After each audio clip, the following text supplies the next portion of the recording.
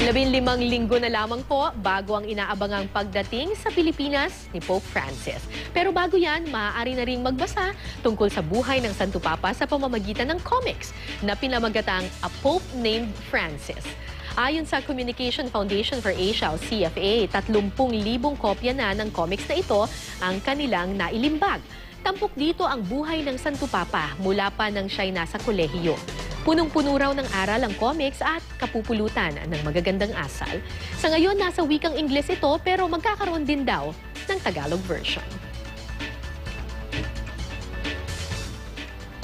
Pagiging simple, pagiging payak.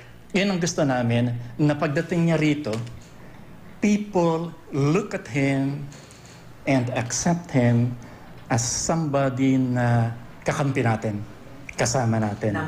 Hindi man ako ganun karelihiyosong tao. Parang mahalata mo naman kasi kay Pope Francis na napaka-humble, napaka-bait yung tao.